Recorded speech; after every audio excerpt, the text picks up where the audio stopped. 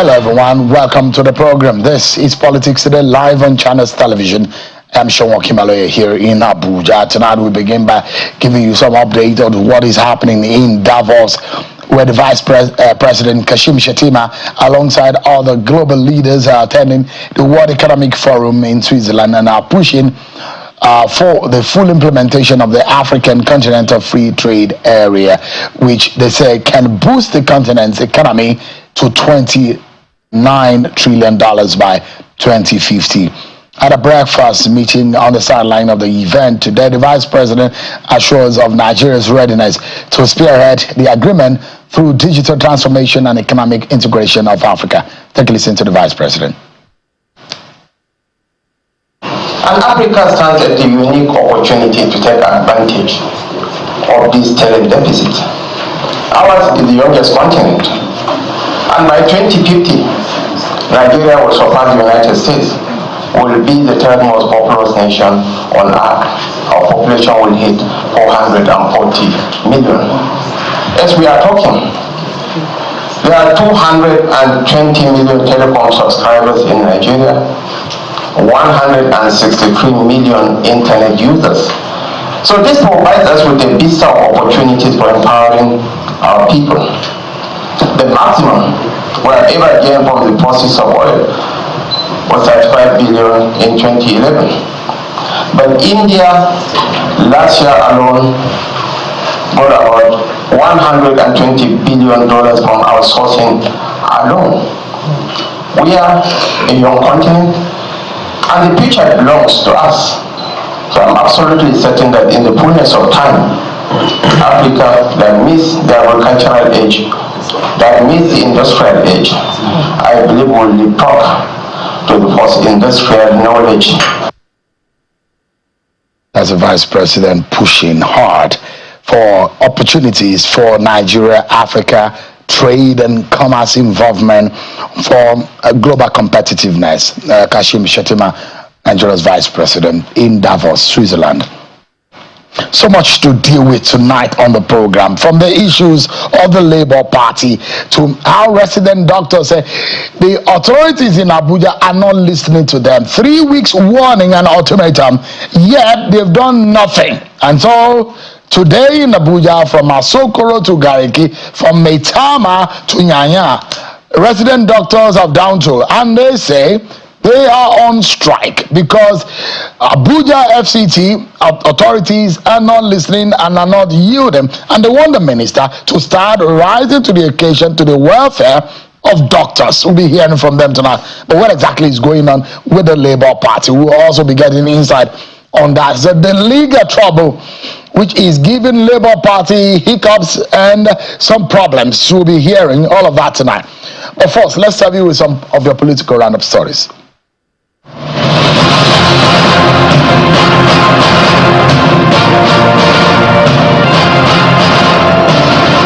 Wife of a former Deputy Senate President, Senator Ikwe-Ekweremadu, Beatrice, has been released from the United Kingdom prison. Senator Ekweremadu, his wife, and Dr. Obinna Obeta were sentenced by a UK court over charges related to organ harvesting. A source which craved anonymity told Channels Television that Mrs. Ekweremadu, who was sentenced to 5 years in UK prison, returned to the country on Tuesday. She is said to be in Abuja currently. The Inter-Party Advisory Council, IPAC, is urging federal lawmakers to speed up the amendment processes of the country's electoral laws and help to rebuild trust in the electoral processes ahead of the 2027 general elections. IPAC chairman, Mr. Yusuf Dantali, made the appeal at a consultative meeting with the political parties by the Independent National Electoral Commission in Abuja. The meeting, which was convened by the chairman of INEC, also deliberated on the preparations for the coming governorship election in Anambra State and the area council elections in the Federal Capital Territory. The 2023 presidential candidate of the Labour Party, Mr. Peter Obi, says the level of endemic poverty in the country and the terrible state of Nigerian roads are responsible for the Deco tanker explosion that has claimed almost 100 lives in Niger State. Mr. Obi stated this during an on-the-spot assessment to the site of the incident in Gurara local government area of the state. Why would anybody want to be scoped or be involved when he sees a tanker of fuel? It's poverty. So we must go to the root cause of all this that is happening across the nation. The Nigerian Labour Congress NLC has described as absurd the 8 billion naira allocated in the 2025 federal budget to sensitize Nigerians on the need to pay electricity bill. The NLC president is reacting to story of the Federal Ministry of Power's proposal of a budget of 8 billion naira for 2025 to educate Nigerians on the importance of timely payment of electricity bills. The Minister of Power, Adebayo Adelabu, during his budget defense at the National Assembly on Monday, revealed that the initiative is aimed at addressing challenges of power theft, poor payment habits, and the protection of national power assets. Ajaero said the ministry's demand was absurd, urging those in Power Ministry and the Nigeria Electricity Regulatory Commission to reinvigorate the sector and save it from total collapse.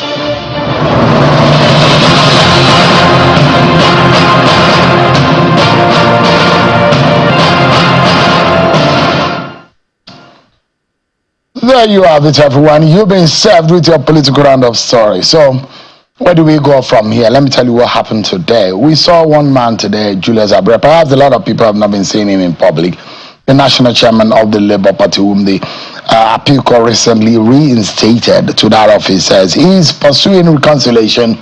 Members of the party and effort are there to reposition the party for a better outing in the 2027 general election. Mr. Abre stated these on the sideline of a meeting of the Independent National Electoral Commission (INEC) and leaders of the political parties in Abuja. According to him, he has no hurt feelings for any member of the party who has gone to court to challenge his office as the national chairman of the party and wants all party faithful to come together and reposition the party. Take a listen to Julius Abre.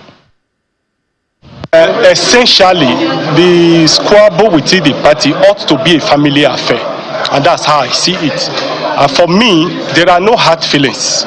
Like I stated before, and I will repeat again, that all those who may have one grievances or the other against the leadership of the party, it's an opportunity for all of us all to come together, reconcile our differences, and chart a way forward for the party. And so for me, I'm open for reconciliation. I've said so clearly, and then the party is going to take further measures to see that we bring every person within the party for us to discuss and chart a way forward for the party. I believe that the interest of Nigeria, the interest of the party it supersedes every other interest, and that is how I see it. So it's my appeal to all those who may be aggrieved one way or the other to come back to the party, and we can jointly work together in the interest of Nigeria and in the interest of our party. There's no political party without differences. Of course, it's a game of interest, and we always have conflicting interests in every political environment. So I believe that we come out better, we come out stronger. Now we have seen our strengths, we have seen our weaknesses, and I'm sure that all of this put together will reshaping the party and make the party to be stronger and will perform better in future elections. That is Mr. Julius Abre with the Fedora there. Of course, we do know that the Senator Nanado Usman-led caretaker committee of the Labour Party have been speaking about this matter after the appeal court reaffirmed Abre as the party national chairman, and is resolved to approach the Supreme Court for further clarification of the opposition party's leadership tussle. A statement co-signed by Senator Nanado Usman, who is the National Caretaker Committee Chair, and Senator Darlington Wokocha, the National Caretaker Committee Secretary, says the move would clear the ambiguities in the ruling of the appeal court. And the statement went further to say that the November 13, 2024 and January 17, 2025 rulings of the Court of Appeal have brought up issues that only the Supreme Court can clarify, and the Caretaker Committee has instructed their lawyer accordingly. All right.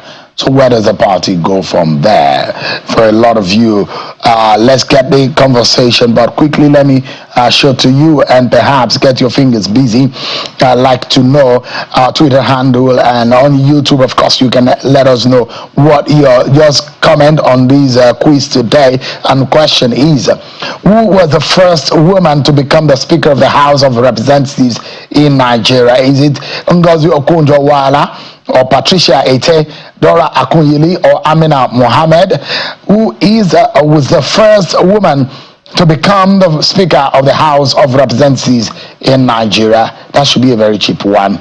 Let's test how much of the Nigerian politics you know and its history. Let's get some insight on our major topic tonight, which is the Labour Party internal leadership crisis. I'm being joined by the legal advisor of the party, Kainde Edun. He's live for us here in our studio. It's good to see you, Mr. Edun. Thanks so much indeed for joining us tonight. Thank you very much. It's nice to be here again. Thank you so much. It does look that there are some contradictions from the appeal court ruling. Yes, there are position of the court, and there are precedents in law over how a court should adjudicate on internal party affairs, and the court has also submitted said, look, the parties should be allowed to resolve their own internal affairs, but the appeal court judgment looked so much that it departed from that position. Are you worried that the Supreme Court might set this aside? Not at all. The Court of Appeal was very, very clear in its judgment. That is why there is a paragraph where that court, I think it is in the last paragraph or so, where the court said, for clarity. The court knew that some people might get it wrong. So he said, for clarity, that the leadership of the party remains as it was before the filing of the suit at the trial court, and as affirmed by this court in our 13th November 2024 judgment. You know, there is something that must be made clear. Aburi was never removed. So it is not a case of being reinstated. It was a case of his position being affirmed by that court. So that we said reaffirmation. Yes. So if your position is that it was never removed. But he was being told to not to parade himself. That was the position of the trial court. That court was in error. And that was why the Court of Appeal nullified that decision of that court. That means that pronouncement never existed. If a decision has been nullified, that means that it never existed. So he has always been chairman since 2021 when he emerged as chairman. So he has been chairman, was never removed. The court only affirmed it. And the court was also clear in declaring that the appeal filed by Nenadi Osman and INEC against the judgment of the Federal High Court, that appeal was of no moment, was odious, and was only academic. The implication of that appeal was not necessary, that appeal was pointless, the appeal was a waste of time, that the appeal was superfluous, that it was clear.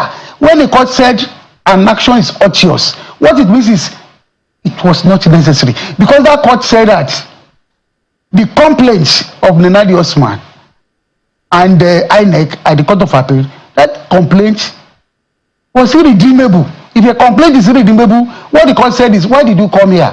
Your complaint is irredeemable. And that was why the court dismissed that appeal. Mr. Edun, as a lawyer, how do you explain the principle, the very strong principle of law, audi alteram partem, which is one of the pillars of a very strong position that has been held by courts over and over.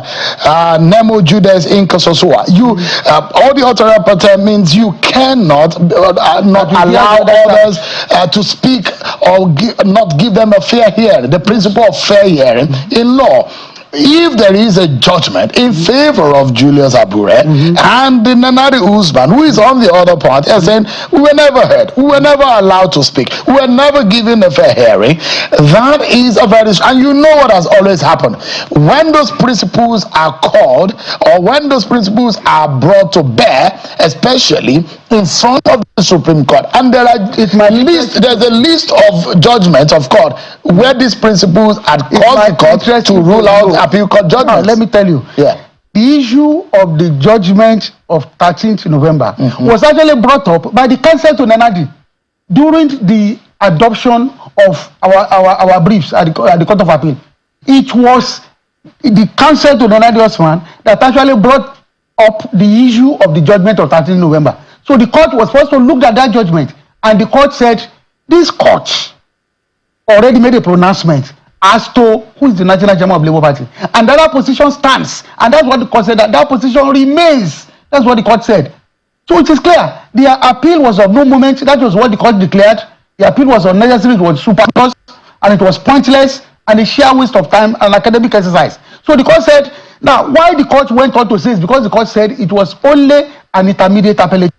So it tried to look at some of the issues they raised. But the definitive decision of that court was that that appeal was pointless, and the court dismissed that appeal. That is clear. You will not be able to establish properly that this position, were you in court? I was there. And I even addressed the court. And you think that the Naladi Usman-led caretaker committee or the side of the divide were given appropriate, adequate, and full chance to defend their case before the court? They filed their processes. They adopted their processes. They even brought up the issue of this judgment of 13th November. It was the counsel to Naladi that brought up the issue of the 13th November. The court looked at it. What we are saying here was that the court said that the appeal they have brought was actually dismissed. But the court said that we cannot leave everything open. This court has made a decision. A court is entitled to take notice of its decision. A court is entitled to take a decision that has not been set aside, a decision that subsists. And that was what that court said.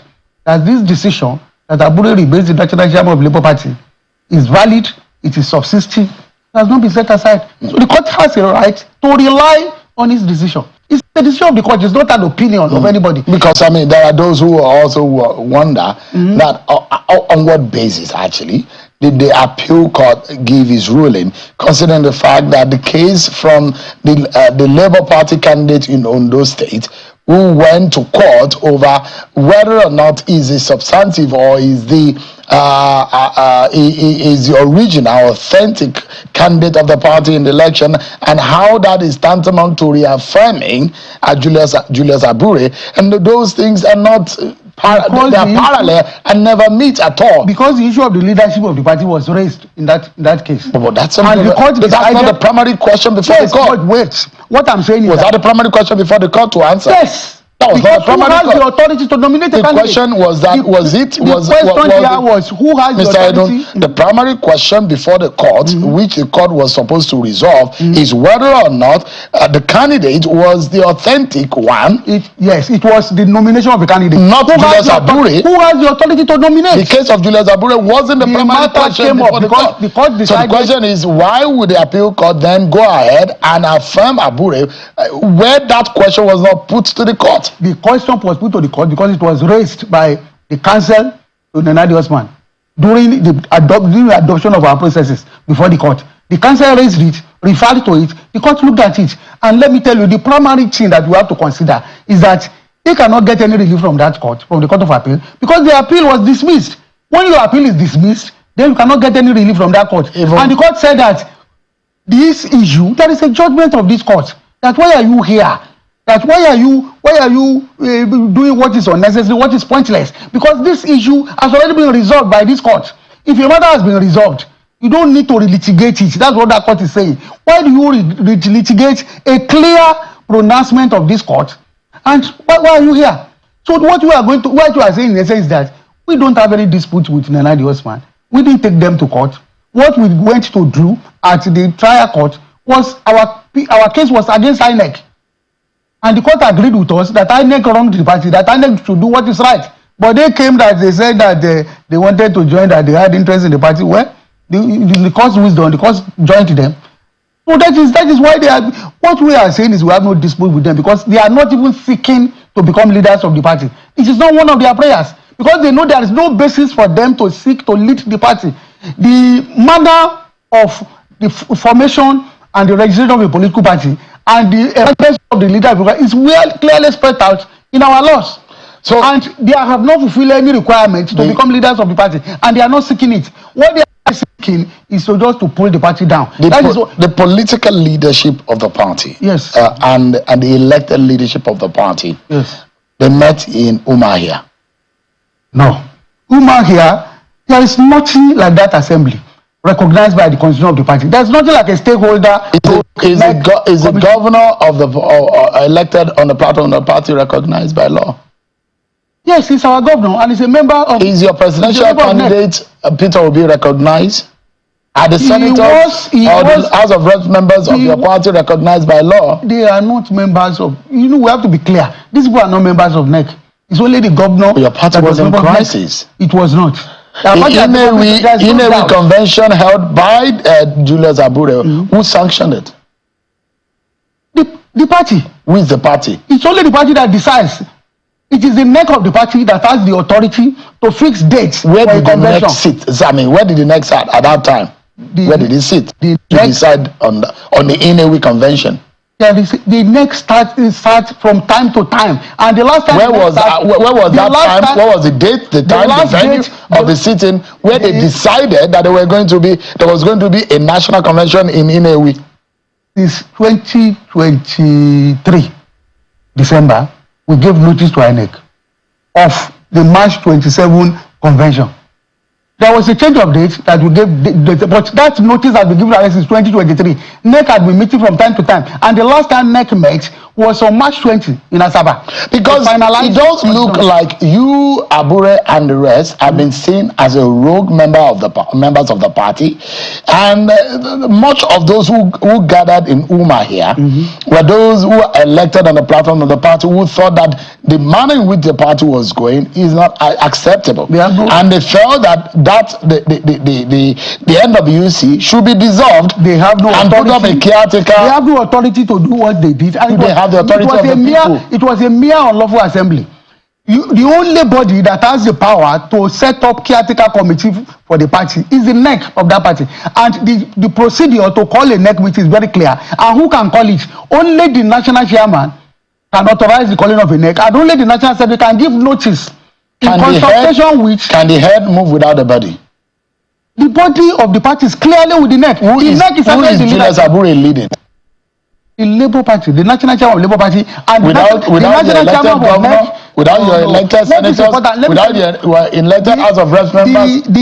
The structures recognized by the party include the National Convention, Executive Committee, the National Working Committee, the State. You see, if you look at the national leadership of the party conduct world, local government, and state congresses before the Inewi convention. Yes. Where? How? Who emerged? Why was the delegates to the national convention were duly elected? But it was highly disputed at the Huma here because they felt that those processes were not followed. The processes were clearly followed, and that convention was validated by several judgments of the court. As having properly conducted, proper notices were given. The argument about notices, we presented certified copy of the notices. Are you not worried, and the notices were adequate? Are you not worried, Mr. Edun, that if you, Julius Abure, and the rest are being disowned by a Peter Obi, for example, does that not worry you? Well, Peter Obi remains a member of the party and has to abide by the decision of the party. So he's an important member, that is clear, but an individual cannot make a decision for the party. The principal organs of the party have made the decision, and that decision is binding on everybody. We understand that any individual may have grievances, but you will have to present that grievances to the structures of the party with authority to take decision on Which are the principal organs of the party? How many of the organs in the strata, in the hierarchy of the party do you have? We have the National Convention, we have the National Executive Committee, we have the National Working Committee. That is at the national level. These are the organs that are and Abure remains the national chairman, the chairman of the NEC, and the chairman of the National Working Committee. And these are organs that can take decision for the party. But one will imagine that those who constitute the NEC and those who constitute the other layers in the hierarchy of the party are alien to, they are not aware of some of the positions, and they are the ones fighting. They are not. The Inewi convention. They are the ones fighting and saying that Abure should go. A political party is a democracy where the majority rules. A few individuals cannot sit down, say maybe you are 10 people and you are saying a party that has maybe close to maybe 2 million, 3 million, 10 million members nationwide, and 3 or 4 people will say they are not satisfied. Yes, they will have their say. But the majority will have their way. How many governors do you have on the platform of the Labour Party? Just one governor. But Alex Oti, yes, of Abia State. Yes. He was the one who hosted that meeting in Umar here. The meeting that said to have ousted you and your colleagues in the NWC. They have no power. They can never ask the authentic leadership of the party. But they may express their grievances. Who will look at it and try to resolve it? Did you see the caliber of people at that meeting in Umar here? We have other great and important and big officers of the party. Not all of them were there. How many senators do we have here? How many House of Reps members? I told you that the people that you had there that day, you had less than 10% of our House of Reps members. How many senators do you have there? The truth is that a few people went there and they saw that it was a failed meeting. They hurriedly came out and made statements. So it is very, but these are the caliber of people that you said make 10% of. These are elected. Count the number of House of Reps members. These are Senator Nwoko Chaza, Senator Ungo Yedze, Senator. How many people are there? Senator Ume there. How many senators do you have, by the way?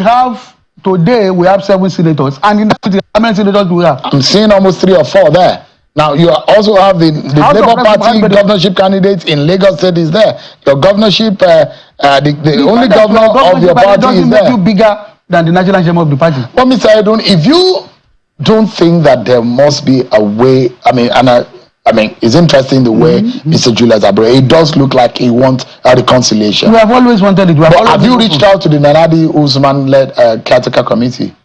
The truth is that we have been talking with everybody. We are open and we talk. So the thing is that we are making efforts to resolve this thing because we believe that we need anybody.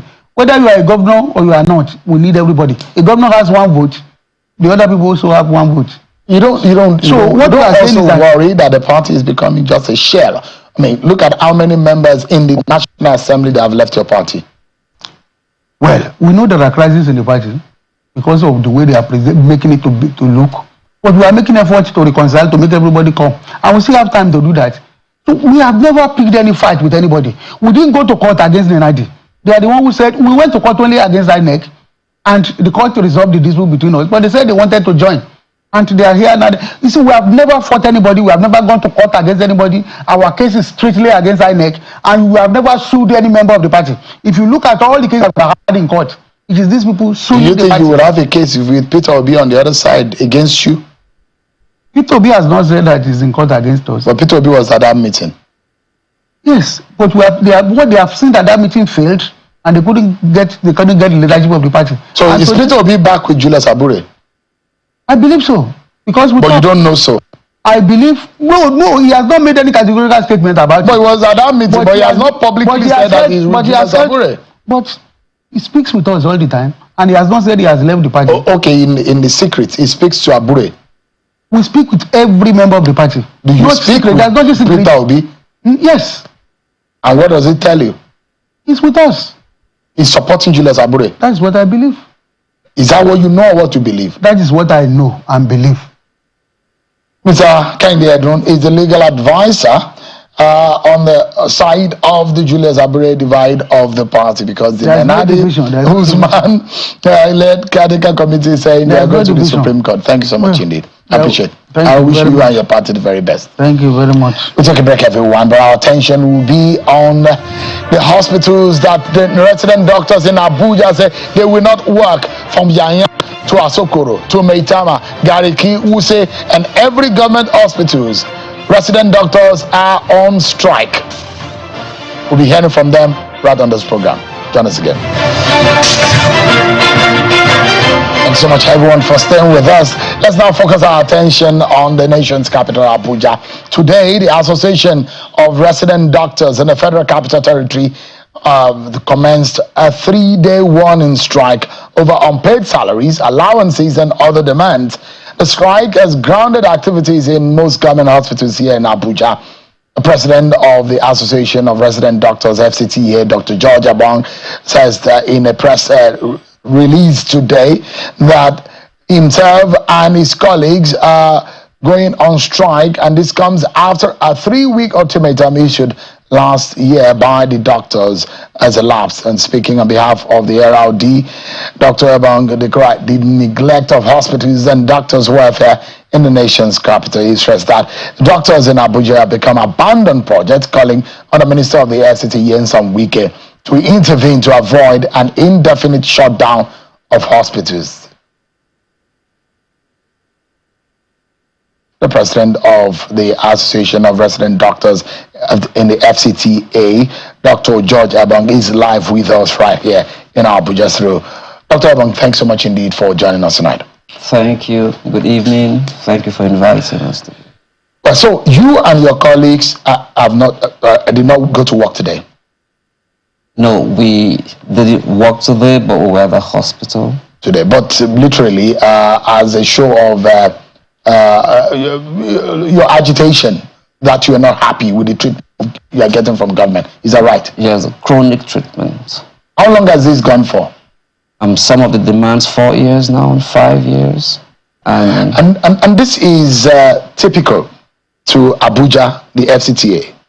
Well, these particular ones have been typical, that's correct. So we imagine that NARD, that's the National Association of Resident Doctors, a few years ago, and some of us followed through because we do know how important the medical facilities and medical services are in the country. And hearing that the FCT, that is supposed to be a beacon of hope for medical services, education, and the rest, is having a problem. Can you give us an idea of exactly what the problems are? Okay, so thank you so much once again. And let me put it this way, that it is embarrassing that we keep talking about the same thing over and over again. This didn't start yesterday. I mean, some of us, our demands have lingered for 4 years, 5 years, 3 years.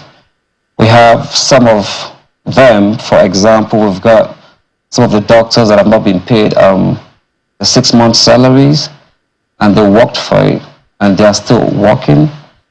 We've got some hospitals that were working, that they are not conducive environment for us to work. We have severe shortage of manpower, where you have a doctor doing the job of 5 doctors. We've got some hospitals where you don't even have equipment to do the job you should do. Some of the x-rays are not working. But then we have some demands as well, where we have doctors who are being owed their medical residency training fund, and this is a national act. This money is meant for them to go for the exams. You know, we doctors will live with exams. We write exams all the time for updates, I mean, for progress. And then it's not been paid for last year, and this is another year. And each time we talk to them about those things, and it's the same thing. We're looking into it, we try to fix it, and nothing has been done. Then the hazard allowance as well.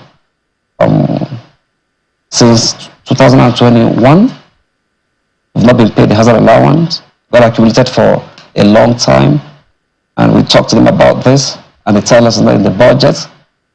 And it is so sad that every other center has gotten this allowance paid, aside from we in FCTA.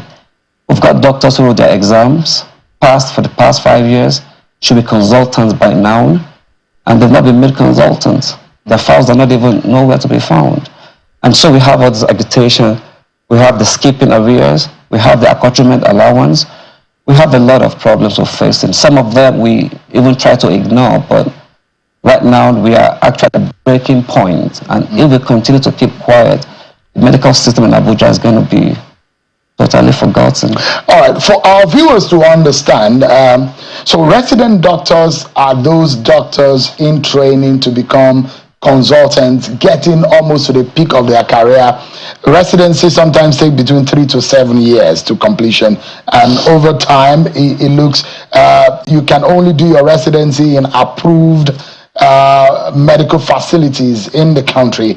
It then means that these are probably one of the most senior doctors, because they are almost getting there in the eve of being a full specialist, being called full consultants or specialists in their area of specialization. So they are specialists in training. They are perhaps one of those the consultants rely on. So there are a very huge gap between the doctors in the general practice and the consultants. So that is how important they are. Sometimes they are the ones that you see before you can see the consultant. So when they get on strike, there is a major collapse of the medical services in the country. It means that if you go to some departments in the hospitals, these are the guys that you meet, other than the doctors that you meet right when you get into hospital that take your vitals and all that.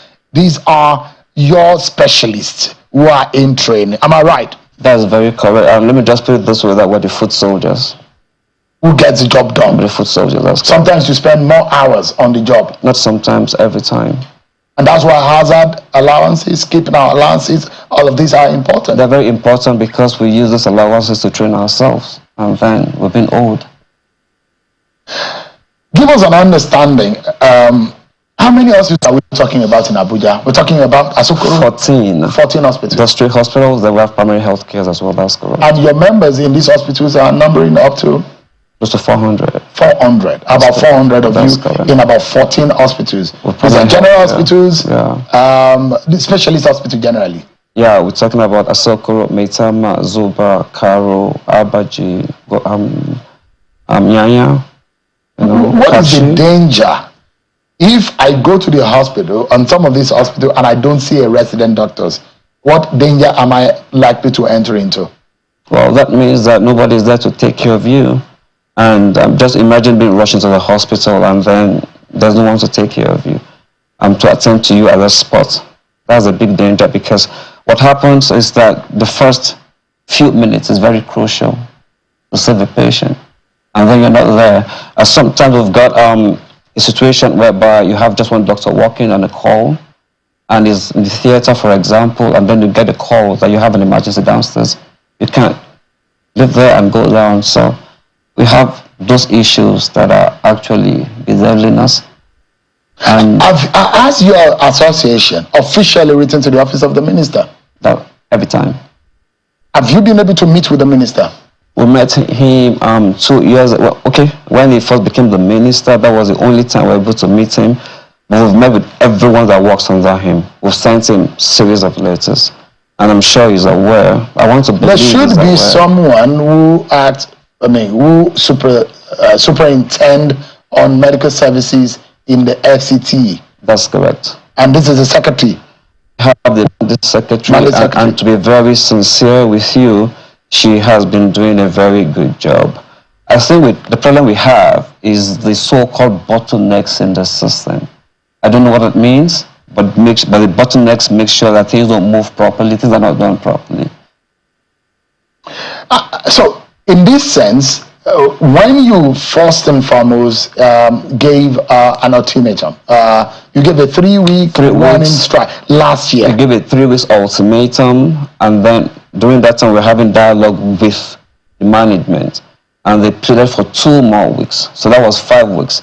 At the lapse yesterday, we had our Congress, and when nothing was done, the Congress said, okay, I think we've taken enough of this. Let's create an awareness. And that's what we're doing right now. Did you officially write for the 3-day warning strike? That's correct, we did. And they all have the letters, all of them.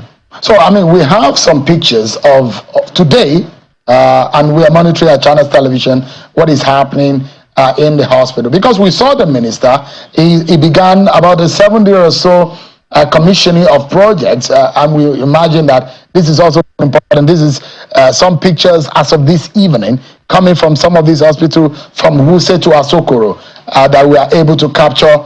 And this is a situation in these hospitals. And imagine that some of these laboratories, some of these wings and departments in these hospitals are non-functional, because usually these hospitals are usually very busy, isn't it? Extremely busy. And that is just where we have our concerns. The minister has been very busy with projects, fixing of roads and everything. And we feel he should also focus on the hospitals right now. We feel that we are the human abandoned project. No matter how many things it does by fixing of roads and bridges, the hospitals are the very first point of renovation and rehabilitation. The hospitals they are hallowed ground. You can't neglect. You cannot neglect them. Abuja hospitals are in bad shape. Is that what you're saying? Abuja hospital can be better. That's what I'm saying. What are the problems that you see? I mean, I imagine that you've practiced outside of Abuja. Have you practiced out in Lagos? Well, I have friends that work in Lagos. And they talk about how better or better in shape and quality hospitals and infrastructure is in Lagos compared to Abuja, isn't it? That's correct. And I feel that Abuja, being the capital territory, can actually have better hospital care than other states. For example, sometimes we don't have electricity. In the hospitals in Abuja? That's correct. Sometimes you can run some tests over the weekend. You don't have enough drugs. You don't have x-rays working. You don't have scan machines working. You don't have enough manpower. These things are there. And we're talking, Asokoro is very close to the presidential villa, perhaps close to the minister's house, and we have hospitals like that in that shape. I mean, as an association, have you tried to bring the minister or the mandate secretary to the hospitals for spot check for them to see the state of infrastructure in Abuja hospital? Are you able to do that? Yeah, the mandate secretary has actually visited all the hospitals. She's done so well as a person. I have to give that to her. But she alone can't fix it. We need the minister to step in. He can fix it. If there is something that the minister needs to do, and urgently too, what would that be? I mean, you have a global picture. You lead an association of about 400 people across over 14 hospitals in Abuja. So you know. Right. You know what your members are saying. You know their plight. You know their working conditions. You know the infrastructure there. But if there is, if you were to declare a state of emergency and move on the ground to fix things, what will be the first thing that you will fix? Pay us our wages, so you don't kill the passion of those about even staying back to work. People are leaving the country. Doctors are leaving the country, and then you've got us that want to stay, and then you're owing us that much, and the system doesn't want to pay. So you can't. Medicine has to go with passion. You can't take passion out of medicine.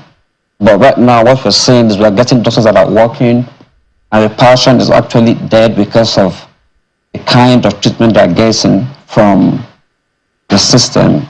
And that's the problem we're facing at the moment. So I will urge the minister to please try to make sure that the wages are paid. I want the minister to visit all the hospitals and see the states in which the hospitals are at the moment. That's what I think that he can do.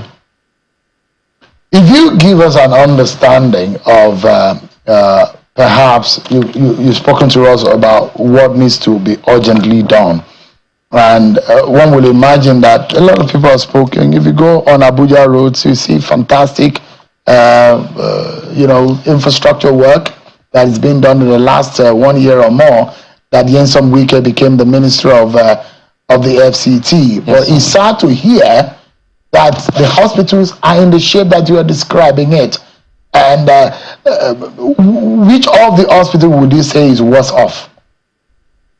Well, let me say that we thank the minister for the job he's doing in fixing the roads in FCT and getting the bridges done, making our transportation even easier from our houses to the hospitals and etc. Which of them is worse off? I will feel like I never categorize them as which one is better or worse off. But what I will say is this, that we've got hospitals where sometimes we have just one doctor working or two doctors working. We need doctors, nurses, pharmacists to be employed in those places so that people can have the strength and the passion to work. I feel, in my opinion, I feel that it wouldn't take so much to fix these hospitals. It wouldn't take so much to do that. We shouldn't let it get to the point where fixing it becomes a problem. And that is my take on this. I believe that the minister alone can fix this problem. I'm not doubting it. He only needs to have the interest to fix it. He's going to get it done. He's going to pay all the money that is being. We're going to fix the whole hospitals. It doesn't cost anything, so. If you look at it, and I'm worried that it's a 3-day warning strike. Let's assume that your demands are not yielded to within this. This is the first day. I'm hoping and I'm praying that your demands have been yielded to. If that doesn't happen, what happens next? Yes, we're going to have another meeting with the Congress. We're going to reassess the situation on ground and hopefully reassess if there have been any communication between us and the management and what has been done. And if the Congress feels that nothing has been done based on the facts on the ground, then the Congress will not have a choice than to ask that we'll go on a timeless shutdown. That is what is going to happen, but I hope it doesn't happen where we have to go on an indefinite strike. What are the dangers in going on an indefinite strike? That wouldn't serve the community well. That wouldn't serve us well as well. Because we're closer to our patients. We know them. We know where they live. And so imagine them calling us, coming to the hospitals, and then we're not there to receive. But we don't want that to happen. But if these demands are not met, it's sure going to happen. I mean, there are fear of those who cannot pay as much, who cannot pay out of pocket. And there are those who criticize that insurance or medical health insurance, they don't feel believable because we have the registration or the inclusion into the insurance scheme for medical services in the country is still not very reasonable and appreciable. And those who believe that some of your colleagues are also doing private jobs, and the fear that the passion to do government job has reduced. Is this what is causing it? That most of your colleagues have, I mean, and I'm not sure it's a crime to work in the government hospital and also have private practice. Is it a crime though? No, it's not. So is that the reason, because of the treatment that you get in the government hospitals, that make people look away and work better in the private sector? I think the thing about the private sector, the private sector happens to be an alternative to the government hospitals. So the thing about the private sector is that things get done faster and you can see the result almost as soon as possible. You don't have those in the government hospitals because of all the things I just listed earlier. We have severe shortage of manpower. So how do you get things done faster? How do you get results run? I mean, how do you get your results after the test are run? All those things are very important, and people want to go to a place where they can see a doctor in the first 3 to 5 minutes, have their discussion with their doctors, get their test run, get that result ready in 1 hour, and they're gone. But in the government hospitals, you're talking about sometimes they can wait to see a doctor 2 hours if not seen one, because it's busy somewhere else, seeing some patient at the same time. So these are the things that we feel needs to be checked so that we can have a better health care, not just for the population, but also for ourselves. And that I feel, like I said the other time, that the minister can get this done. So what is the role of the Minister of Health in these? Because we are talking about FCT-owned hospitals, not the national. No, not the national. The federal government-owned hospital. Is there any intervention whatsoever that you think that the Minister of Health could do? Should the Minister of FCT not able to deal with the demands or the problems that we're facing right now in Abuja? Well, for me, I feel the Minister of FCT can actually deal with the situation. But the Minister of Health happens to be an overall minister for all the hospitals. Abuja happens to, I mean, I would liken it to like a state where you have like a state having their own hospitals.